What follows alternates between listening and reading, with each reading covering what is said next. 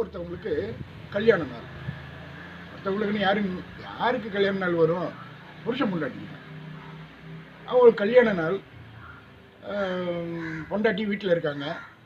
புருஷன் வந்து வேலைக்கு போயிருக்காரு. பொண்டாட்டி யோசிக்கிறாங்க, அப்பா கல்யாணம் ஆகி 15 வருஷம் ஓடி போச்சு. இதுக்குள்ள அந்த ஆரம்பத்தில் இருந்த பரஸ்பர அன்பு எதுவுமே இப்போ இல்லை, எல்லாம் குறைஞ்சி போச்சு. எவ்வளோ சண்டை, எவ்வளோ சச்சரவு பா அப்படின்னு எல்லாம் யோசிச்சுட்டேன்.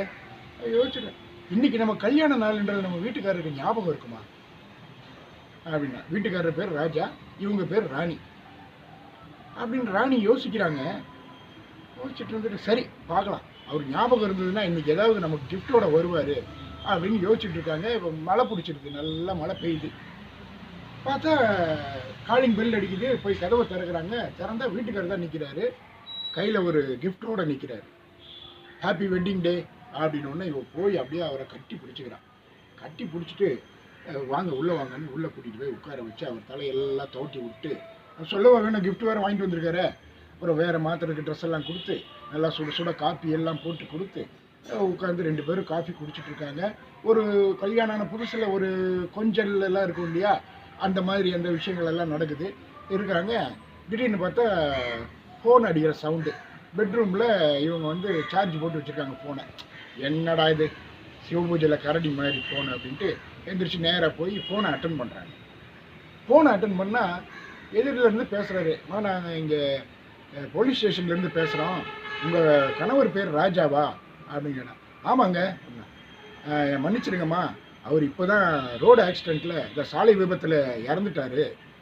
அவர் பாக்கெட்டில் இருந்த பர்ஸில் இருந்த அந்த விசிட்டிங் கார்டை வச்சு தான் உங்களுக்கு நான் கால் பண்ணுறேன் அப்படின்னு. இவா ஒரு நிமிஷம் அப்படியே மயக்கம் வர்ற மாதிரி தலையெல்லாம் சுற்றி என்ன பண்ணுறது, இப்போ தானே வீட்டுக்காரர் வந்தார், பரிசு பொருள் வேற கொடுத்தாரு, ஹாலில் உட்காந்துருக்காரு, அப்புறம் எப்படி அவர் சாவார்? ஓடி போய் பார்க்குறா, ஹாலில் அவர் இல்லை. ஆனால் அவர் கொடுத்த பரிசு பொருள் இருக்குது, இவங்க காஃபி சாப்பிட்ட கப்பு இருக்குது, எல்லாம் இருக்குது. யோசிச்சுட்டு அப்படியே போய் உட்காந்துட்டு, சார் இன்னும் கொஞ்ச நாள் இருந்திருக்கலாமோ, அவர் அட்ஜஸ்ட் பண்ணி நம்ம எல்லாம் போயிருக்கலாமோ, இப்படியெல்லாம் ரொம்ப ஃபீல் பண்ணிவிட்டு அப்படியே உட்காந்துருக்கா. நம்ம தான் ரொம்ப தப்பு பண்ணிட்டோம்னு நினைக்கிறேன்.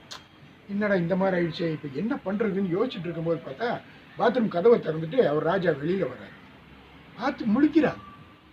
ஒரு நிமிஷம் என்ன யோசிச்சுட்டேன்னா, நமக்கு ரொம்ப பிடிச்சவங்களை வந்து அவங்க இறந்துட்டாங்கன்னா அந்த ஆவி வந்து மேலோகம் போகிறதுக்குள்ளார வந்து பார்த்துட்டு போகலான்னு வருமா, அப்படியெல்லாம் வந்திருக்குமோன்னெல்லாம் யோசிச்சிட்டேன். பார்த்தா பாத்ரூம் கதவை திறந்து ராஜா வராரு. வந்தவர் சிரிச்சுட்டு என்ன தெரியுமா சொல்கிறாரு, இன்னைக்கு என் பர்ஸை எவனோ ஒருத்தன் அடிச்சுட்டு போயிட்டான், நல்ல வேலை ஏடிஎம் கார்டெல்லாம் என்னுடைய பேக்கில் வச்சுருந்தேன், அதனால பணத்தை எடுத்து நான் உனக்கு வந்து இந்த கிஃப்ட் வாங்கிட்டு வர முடிஞ்சுது அப்படின்னாரான். இவளுக்கு ஒன்றுமே புரியலையா. எனக்கு என்ன சந்தேகம்னா, ஒருவேளை அந்த பர்ஸை அடிச்சுட்டு போனானு அவன் தான் ஆக்சிடெண்ட்டில் செத்துட்டு போனோம்.